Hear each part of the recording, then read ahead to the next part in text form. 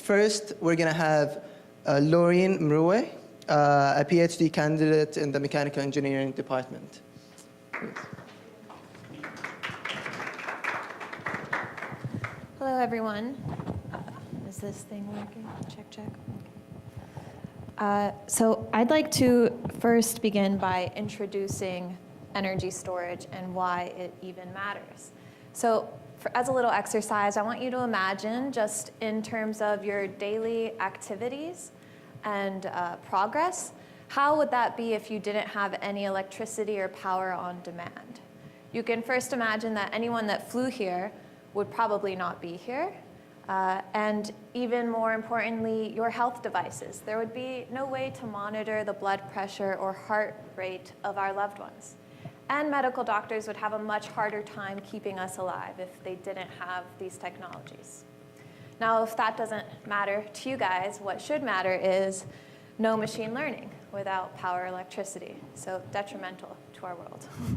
All of this is to say that without any electricity or power on demand, progress that we make would be at a substantially slower rate, and it's most likely that we wouldn't be able to achieve all of the things we want to achieve.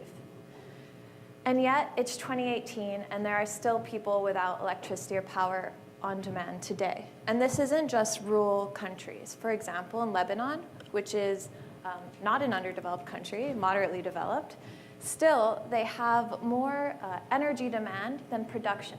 So what happens is for 3 hours of every single day, people don't have electricity. So imagine that in your life. This isn't just when they're sleeping. It's at different intervals of the day. That's basically 3 hours of your productivity lost. So how can we provide energy, power on demand, and electricity worldwide to both developed countries and underdeveloped countries? What is the one thing that we all have access to? It may not be oil, it may not be gas or coal, but we all have the sun, right? And a world in which we all have access to renewable power is not far from reality. In fact, so what you see here is the price of electricity for PV with respect to a year. And then this is the range in electricity price if it was produced from fossil fuels.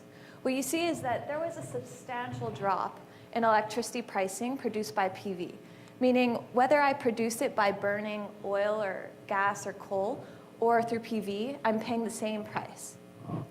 And a similar trend happened with wind, where now you notice that the price of electricity produced by wind is actually cheaper than fossil fuels. So I can produce electricity, make the same profit, but I don't have to have any emissions, and I don't have to have access to an oil reserve underground. So clearly, our world is not far from this picture of renewable energy, and our world is driven by economy. So if I'm telling you that you can make the same profit or even more by using renewables, we're going to use renewables. However, that's not the whole story. Unfortunately, this is the plot of wind, power generated by wind, and power generated by solar with respect to electricity demand. So you'll notice that it's really drastic how the periods in which we have peak solar power and peak wind are the periods at which we don't actually want electricity. So how do we solve this? It's energy storage. Store the energy when it's at peak and you don't need it, and then release it at night. And that's really the key enabler to a grid in which everyone can have access to electricity, and it doesn't have to depend on where you're located and what resources you have. And we're not the first to come up with energy storage, unfortunately, but there are some faults with existing technologies. This is pumped hydroelectric energy storage, which is the oldest, most well-known form, in which you're pumping water up using electricity to a higher elevation, and then when you want that power, you allow it to flow back down and use that, spins a turbine. So electricity to potential energy to electricity. But you'll notice it's highly geographic dependent, so you need large elevation differences and a large body of water. Hence, it's been exploited at this point. There aren't many other locations to do this, but it is cheap. On the other spectrum, you have batteries like lithium ion, where you can place these anywhere. It doesn't matter where you're located. However, they're so expensive. So if I'm saying we want to provide electricity to both the developed and underdeveloped world, there's no way batteries can make it. It's too expensive. Then you have thermal energy, which is cheap. But right now what we have is converting sun, solar energy, into heat, into electricity. And that's through the concentrated solar power plants that we heard a bit about this morning. And this is an amazing innovation and really can have global impact. However, the problem is that it's so capital intensive and requires all new infrastructure. So you can't use your existing power plant. You need to build another power plant. And like we heard from Rania, how you need to think about space when you're thinking about innovation. So if I need to build another power plant, where do I put it? Do I have space for that? So clearly there is a gap in technologies.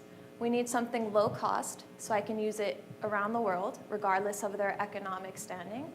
It needs to be versatile, so I can plug it in next door or wherever I want, not just at certain geographic locations. And scalable, so that I can use this in a small village in Africa or in the United States to power 4 cities. And that was the viewpoint we took when we were trying to develop an energy storage solution. So what we did is develop a thermal battery, essentially, that just plugs right into your existing power plant. Why build new infrastructure if we have it? We don't need to basically X out all we have for fossil fuels, but really integrate with it to provide a seamless transition from fossil fuel to renewables. So you hook up your PV panel, store it in this thermal battery as heat, and then this battery essentially behaves like a boiler. You can produce supercritical steam or gas. And what this allows is really cheap storage for everyone.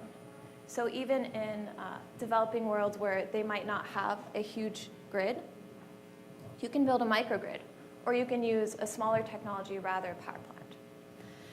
And with that, we decided, how do you really make an impact with a solution, especially since we thought, what do the people want before we came up with the technology? And that's through commercialization. So with our team, we're launching a startup to commercialize this product and hopefully be able to electrify the globe. Imagine if all of us had electricity and power on demand, and they were capable of communicating their ideas to us, we would be progressing at a much quicker pace than right now. Thank you very much.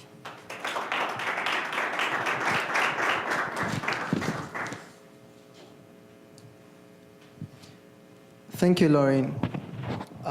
Next up is Mohamed Ibrahim, a PhD candidate in the EECS department.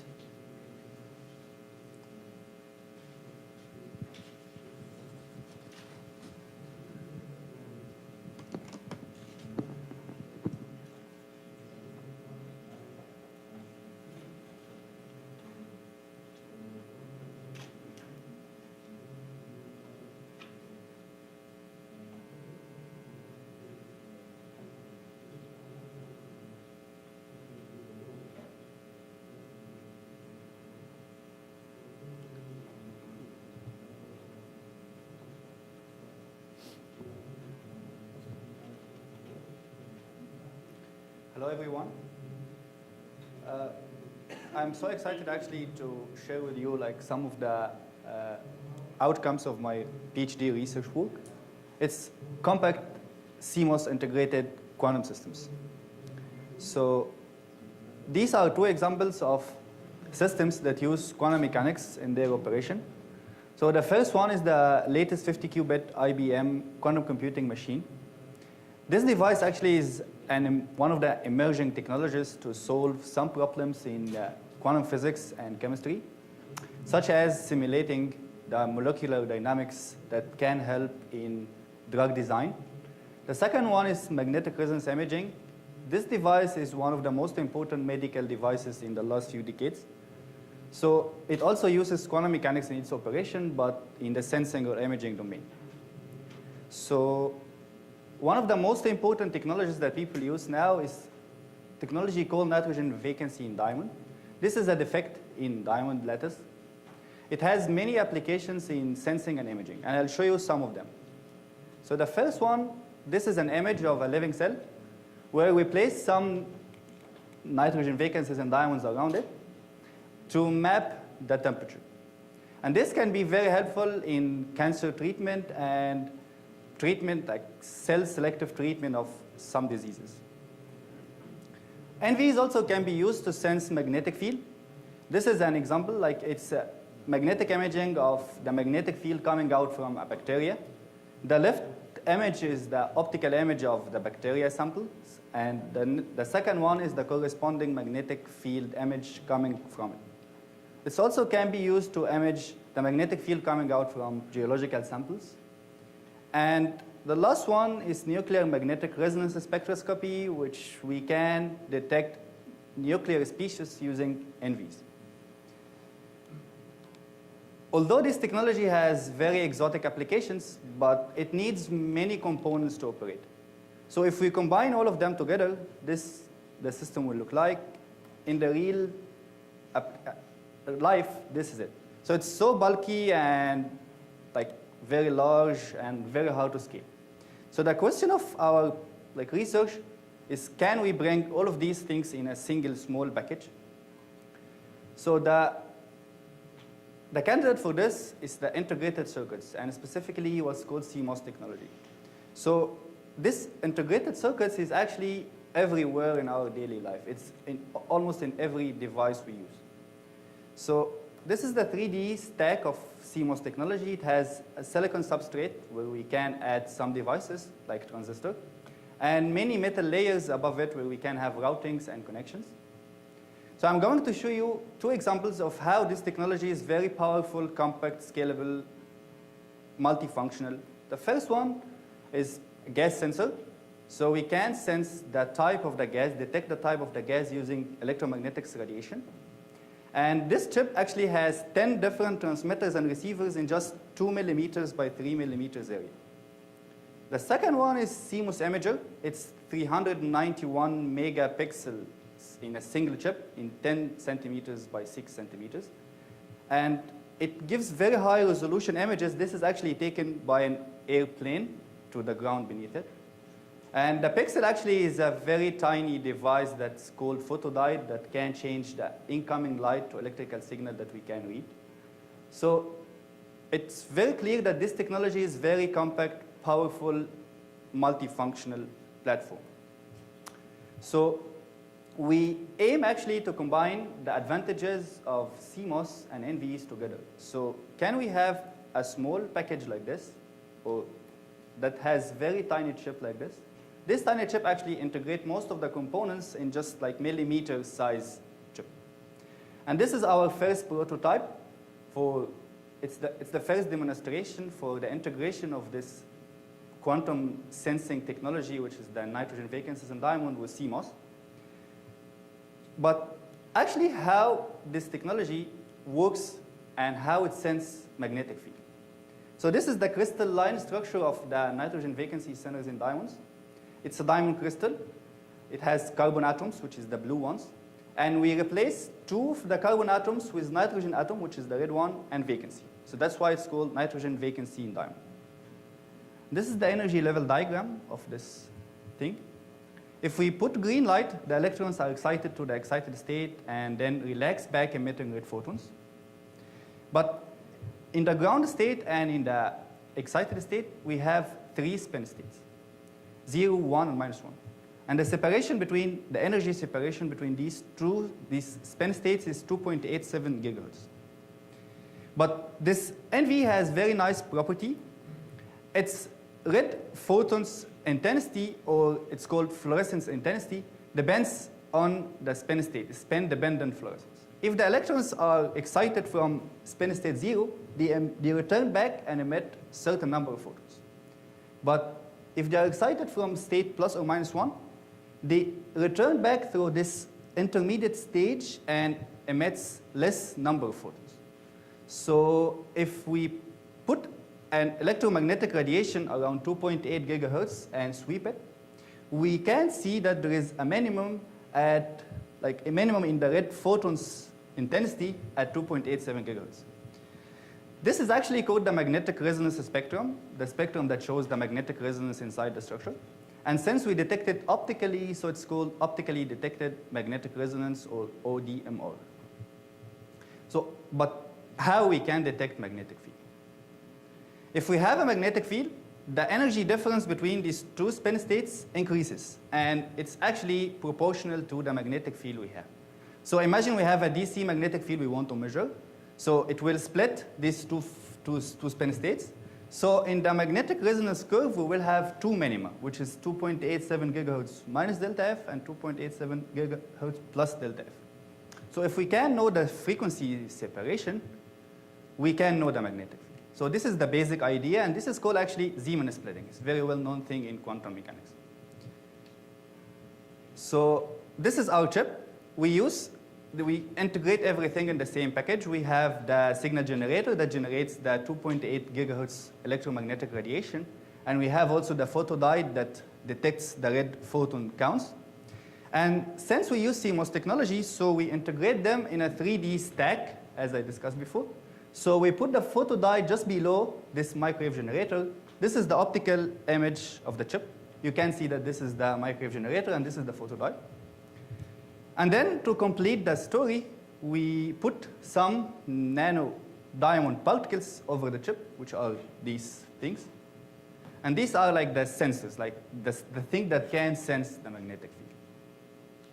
To validate the concept, we did some measurements.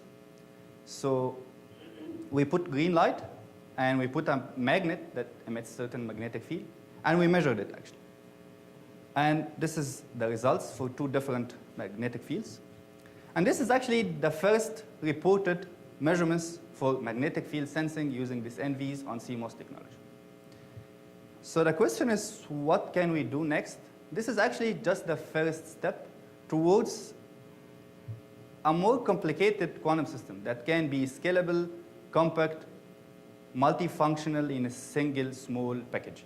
So this can be used to have large number of bits, quantum computing platform, or it can be used for imaging any living cells, or it can be used to detect different molecules, all of these things on chip scale size, which is like millimeter by millimeter size.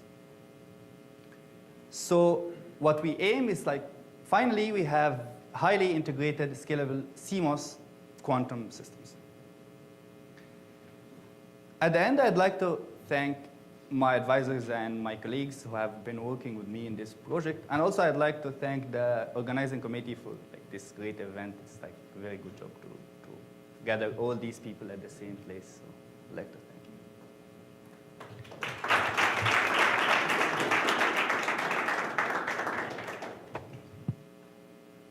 Thank you, Mohamed.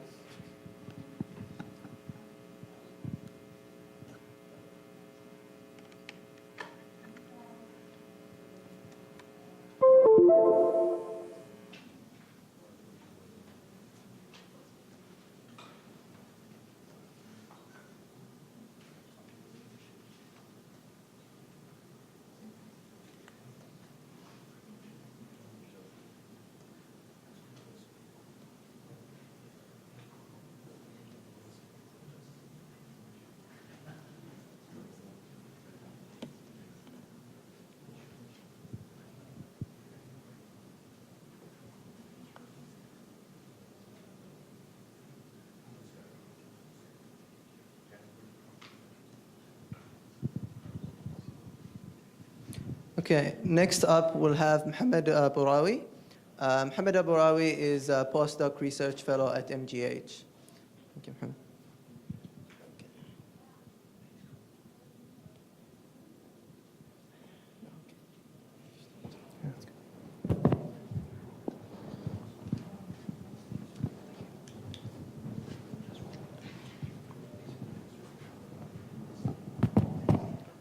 Hi.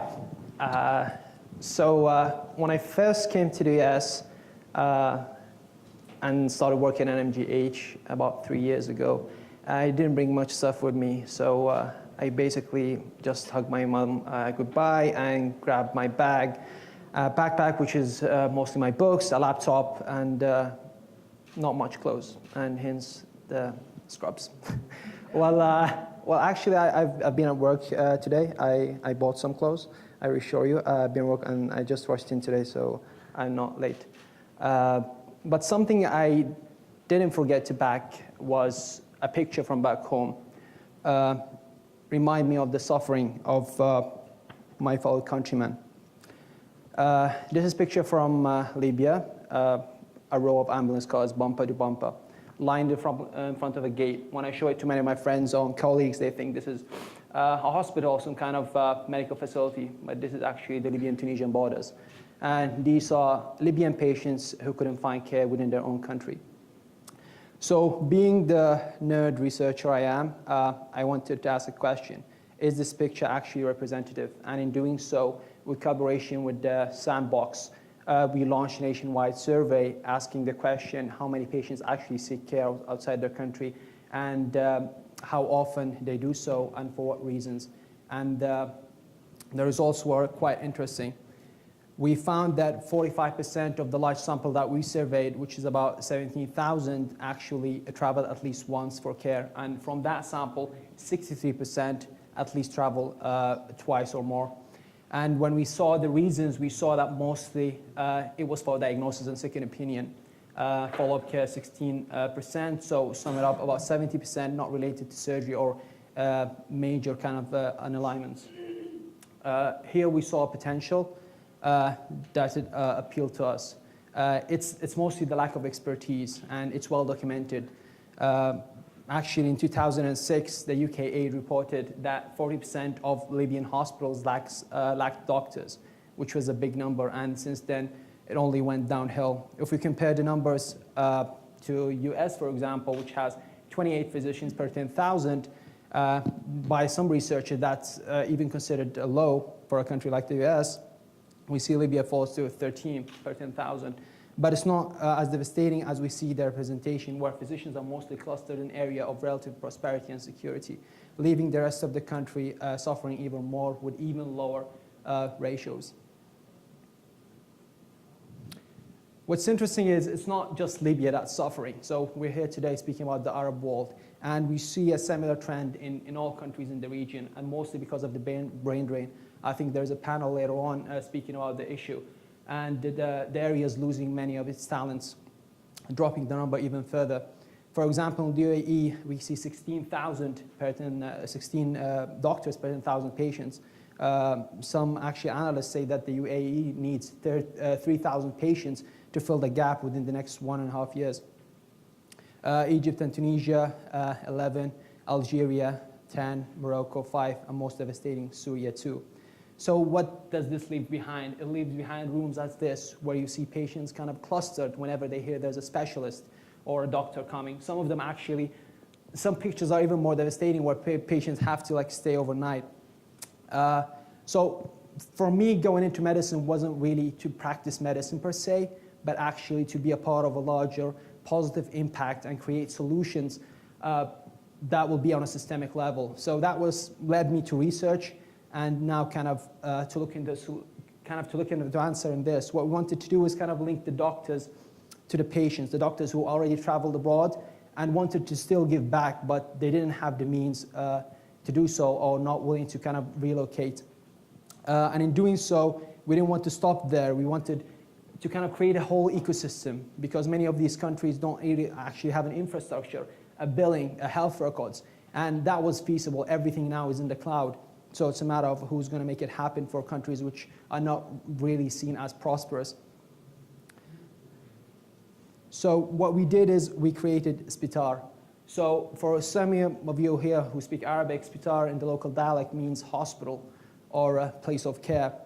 And the model is pretty simple, as nowadays everything is an app. So you have a patient mobile app and a doctor web-based app. But what's unique about us is we brought an on-ground element. We know that it's not just about having an app. So what we introduced is a a concept which is called a health dot. And this is something we had in partnership with local pharmacies and clinics on the ground to have that final element of physical examination and have a physical staff on board on the ground to give that data to the doctor who's giving the consultation.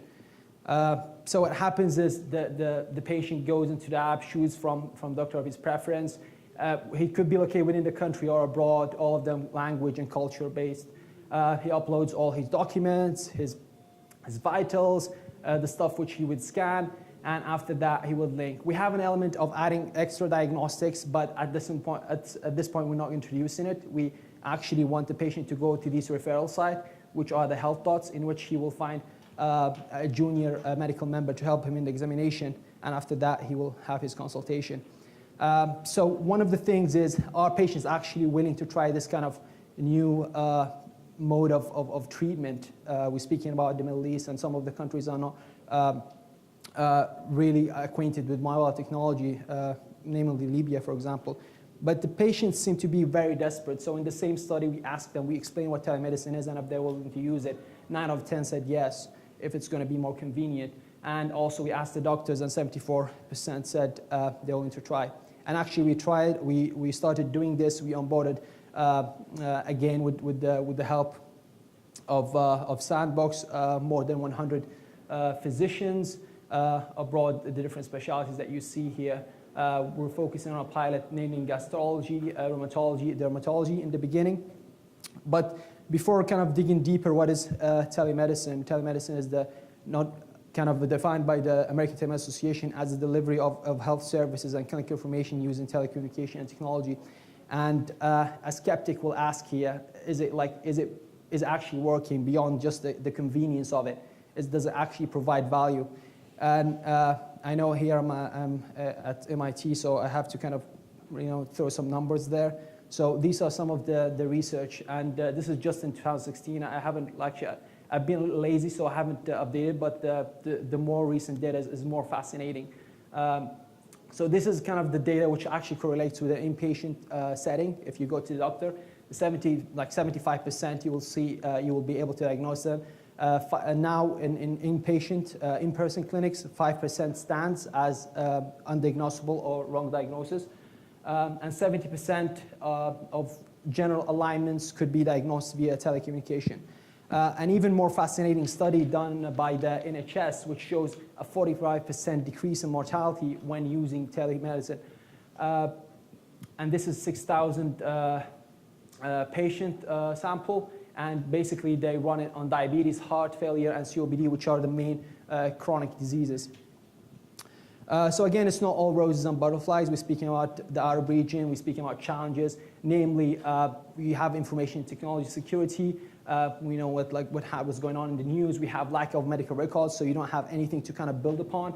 You have no infrastructure, internet. Some places are even lack of electricity. And will actually patients accept this? Is it something that, like, they're already kind of skeptic in their own physician? Will they go, and they're going abroad, will they actually accept to see a physician via a mobile phone? So we addressed all of them through our work here at MIT. We have been working on this for about a year and a half now. First of all, with technology, we're kind of compliant with the HIPAA regulations now. Information in terms of health records, we created our own health record system in the cloud, kind of a simplistic model. Infrastructure, we had some regional partners for the areas we're locating for the pilot. And again, we had some pretty nice videos that we're starting to circulate in terms of generating awareness. Regional challenges also come with regional opportunities. So some of the opportunity we see in the Arab region is the fragmentation of the system. There's so much you can accomplish. Again, which is not necessarily a good thing, but there's some advantages, which is the low regulation barriers. Patient pay out of pocket, which is always better than having to deal with the hassles of insurance companies. We see telemedicine rising in China market, for example, because they pay out of pocket. The highest penetration rate of mobile technology is in the Middle East. It's well documented. And again, the lack of expertise and that continuous need for medical care. This is a recent quote I just liked and I added to today. In a few years, the idea of receiving medical treatment exclusively at the doctor's office or hospital will seem unusual, and it just tells you where technology is going. Finally, I just want to kind of close with acknowledgement to some of the partnerships we had and support we had. Just a final note, so the picture I held was kind of, for me, the more sentimental, kind of, it should kind of tell me how bad the situation is. But recently I received another picture from one of my friends in the south of Libya, and it's basically a picture showing this sign held in Ghat Central Hospital door, where it says in Arabic, "Udran la yujad al-atibba," sorry, no doctors available. And this hospital recently joined tens others which closed in face of the patients needing care. So the thing I will say, we'll continue to work hard until all these patients find the quality, timely access to care, and until they not have to look for their passport or worry about a visa each time they feel sick. And we'll continue to work hard until similar images are absolute. Thank you.